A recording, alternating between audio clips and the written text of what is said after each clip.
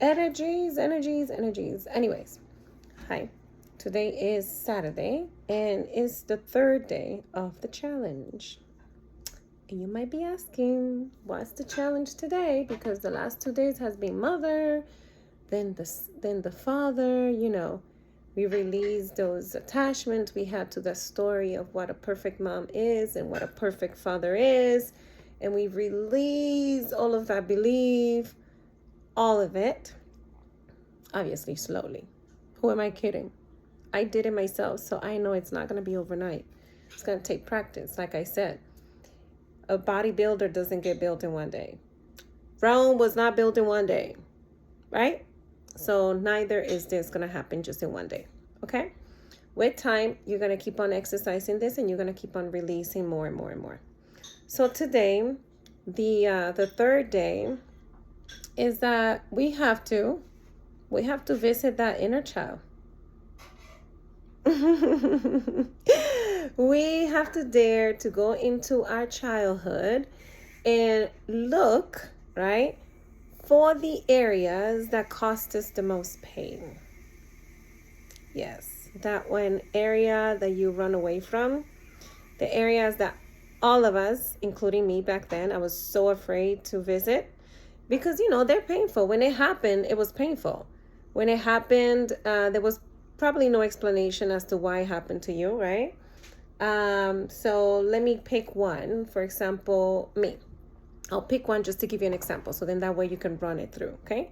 It's easier to hear somebody else's story because in that way you can relate and then you can find the story within your story, okay?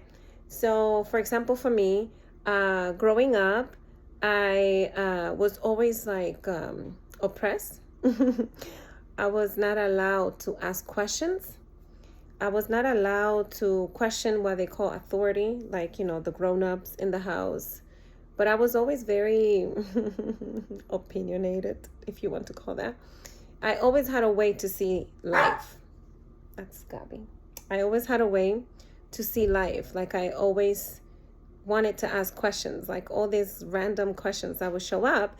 And the adults around me, they didn't want to answer those. So the way that it shows up, it manifests is like they would tell me like, why you ask so many questions? Why you're challenging your grandmother? Why you're challenging me? So I had to endure that growing up. So eventually what happened with time, a child starts believing that lie. And, school doesn't help. When you go to school, you have to raise your hand to ask a question. If you ask the wrong question, you're called stupid. So, there's always like this environment was created to oppress our individuality. So I had to suffer through that. And because of that, growing up, eventually I became like this, a rebel. So I will push back. I developed this identity of I will push back when I feel that you're oppressing me. So I had to visit that childhood and I had to find the why in reality, not under the illusion, and why I put myself in that situation. Why was I born in the family that I was born in? Why did I pick the people that came around me to do those things, So I started developing this new way of seeing the reality of what I was being put in front. So instead of seeing life as a victim, I started seeing it like, well, okay, let's say I was the one who created this life, right? I designed it. I wrote the script. I'm the writer. I am the written text. I am the book. I am the characters. I am the villain. I am the protagonist. So I started putting myself in like I was everything and everything was I. So when I started seeing life like that, what I started to see was that I started to open up to see with love and compassion everything that happened to me in my childhood. All the things that I went through, all of it. So to give you like another story, when I was little in Dominican Republic, we didn't have the privilege that we have here. Like, you guys have running water for your faucet. I didn't have that as a little girl. I didn't have running water there. So you see those people that go and save the children in Africa, and you guys start donating to those kids. I was one of those kids. I had to walk miles and miles and miles with empty gallons to go to where, I guess it was like the municipal place where they used to have a pipe where you went and picked up water. So I had to endure that as a little girl. I was like 5, 6 years old. So instead of like opening the faucet in the bathroom, I was responsible, and my other siblings, to walk miles and miles and miles with 2 gallons of empty water, right, at 2 empty gallons, to go pick up the water. And it was not done. I had to fill up three tanks of water, one for the bathroom, one for cooking, and the other one for bathing. So we had to do that. Every time the water went on, we knew we had to walk over there, and our job was to fill up those 3. So I grew up, and I had a little resentment towards that. As a teenager, I was like, why did I have to endure that? Why did I have to suffer through all of that? That must have been my parents' fault. That must have been my father's fault. So I started looking for like, whose fault was this? Who the hell did this to me? Why did I have to go and carry gallons of water for miles to fill up these 3 tanks just so I can have like the luxury of having water in my house? It wasn't until I started working on myself and digging deep into my childhood that the truth was revealed. And let me tell you, people, I will freaking do that again. I will go as a little girl, and I will take the responsibility to go pick up that water and fill up those 3 tanks like I did back then. Because now I understand why I had to go through that. That built strength within me. I have so much gratitude. Nowadays, if somebody's running that faucet and that water's running, you better have a good excuse why that water is running. I have so much gratitude for water. I have gratitude for everything that I have here in the United States. I grew up with nothing, and in not having anything, I had everything that I needed, which was the lessons that I needed in order to develop that gratitude for everything that I have in life. For the simple things. Well, you guys call it simple, but for me back then, that was not simple. I want you guys to imagine walking like, for you guys, let's see, 3 miles back and forth, like 3 miles back and forth to fill up 3 tanks. So in that journey, I developed other skills. I had to be smart. I had to outsmart this thing, because I said, if I walk just with 1 gallon, that thing is going to take me forever. So you know what I did? I grab a broomstick, right? And I put it across my shoulder like this. And I put 1 gallon on one side, the other one on the other side, take into consideration I was 5, 6 years old. And I said, okay, I can carry more water by having this stick on my shoulder. And it was faster, and then after that I can go play. So for those of you who had let's call it an easy life, just so you understand, because that life is hard. You know, as a young girl, you had to do this when other kids here in America right now are playing video games. You know, they're going for their play day with their friends.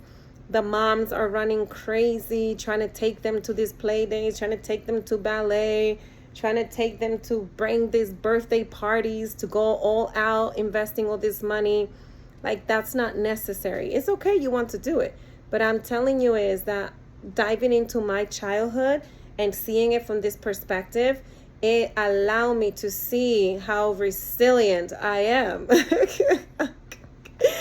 And it built me stronger. I don't break too easily, babies. I don't break easy because my environment taught me not to break. My environment gave me all of that.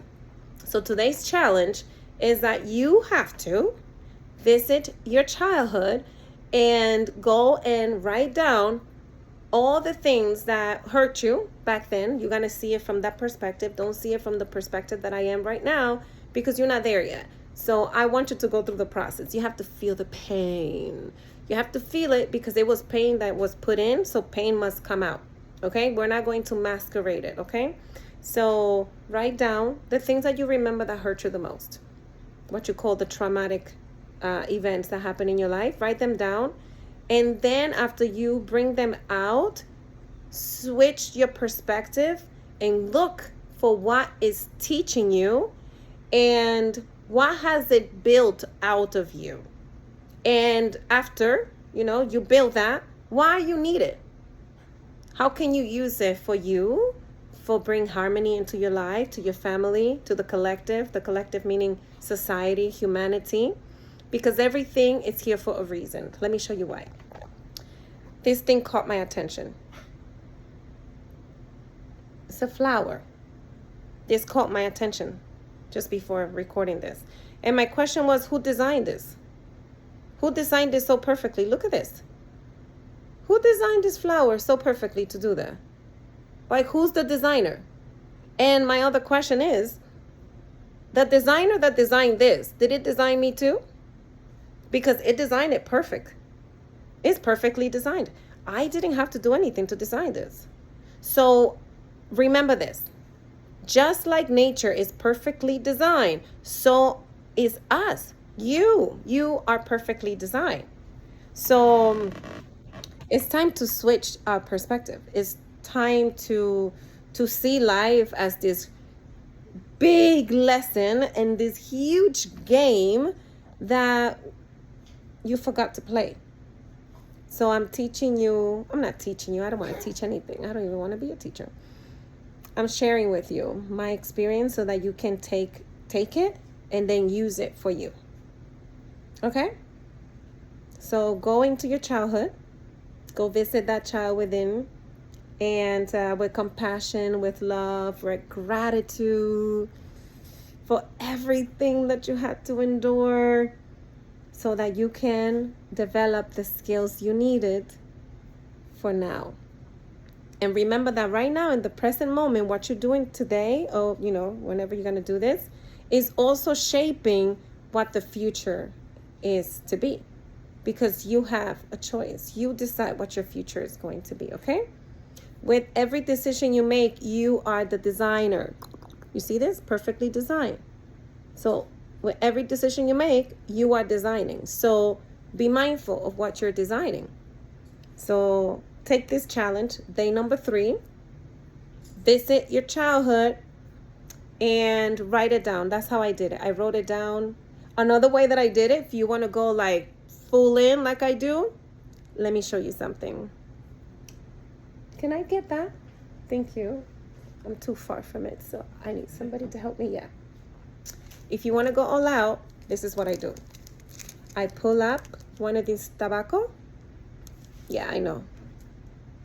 You guys stereotypical, saying that women don't smoke cigars? News for you. That's a perspective. Change it. So I sit down with the tobacco. This is my ritual that I do. I grab a tobacco. I'm not going to smoke it all in one day. Maybe. But what I do is like I take the tobacco. I intentionalize that moment with myself. I call in my ancestors too, because they were there when that story was created, because it didn't start with you. So you can take a tobacco and you can intentionalize it, sit down with yourself. You cannot have anyone else. If there's going to be other people, they need to understand that everybody's going to be quiet. Everybody has to go in internally. Nothing is external right now. When healing happens, it's internal, not external.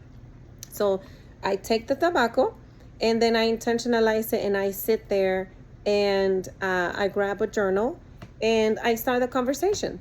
If you want, another level is that you can talk with yourself, because you're never by yourself anyways. You're never alone. So you have that conversation out loud, because it has to happen. It has to be manifested. You cannot keep it in your mind. You cannot have running thoughts in your mind, because it doesn't manifest in the reality of it outside. So it never gets released. It goes right back in, and it just keeps repeating back again. So if those of you who have thoughts that keep repeating, it's because those thoughts need to be written down. You need to process them so then you can release those thoughts, okay? So Grab your favorite way. Some people like coffee. You drink your coffee, sit down and do this. And visit your inner child. Go talk to it. And always, this is what I do. I always give that version of me the love that it needed at that giving moment. So you, right now, this version of you is going to give that version of you the love, the compassion, the understanding, the time it needed back then that it was not giving, okay? And always remember that your parents get released too, because you're going to understand that everything that happened in your family was exactly what needed to happen, because you came to break that. You came to change that. You came to grow from there.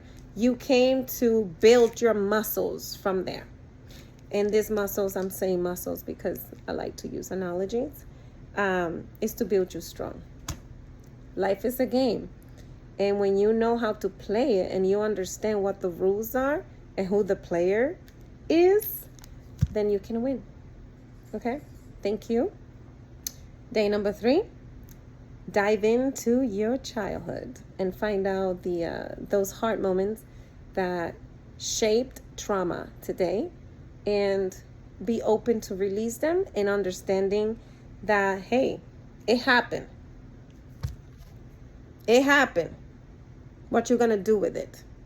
Just like this flower. It happened. The designer designed it this way. What is this flower going to do with this? I'm sure that there's a moment that this flower is going to open, you know, and it's going to look different. So now you're like this flower. You see it? Close. And when you work on this, eventually it's going to open. And when it opens, you're going to be different, but you're still the same. You see? Hope this is helping you, because it helped me very much. I'm truly, truly, truly, truly thankful that I get to share this with you, because I keep seeing it. People just getting lost in their thoughts, getting lost in the game, and you keep repeating the same cycle, the same patterns. It just keeps repeating, and I want to show you that yes, you can free yourself from those chains, and you can love life again. Truly love it, not superficial. Like, oh, I have to have money to love life. Oh, I have to have possessions to love life.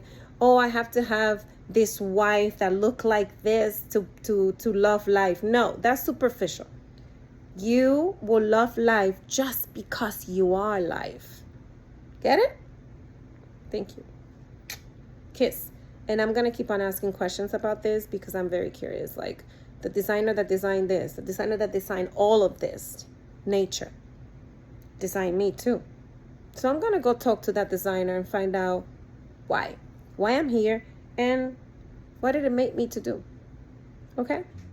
Be curious, go out to nature, go find out what the designer has designed out there. And when you connect to that nature and you start being very, very observing of nature, you come to find out that you are also part of it, and that everything that happened to you in your life is exactly what needed to happen. So go out there, enjoy life. I live close to the beach, so I'm going to go there and enjoy. I'm going to go to Mother so she can cleanse my body while I smoke my cigar. Thank you. Ciao. 3rd day. Do it.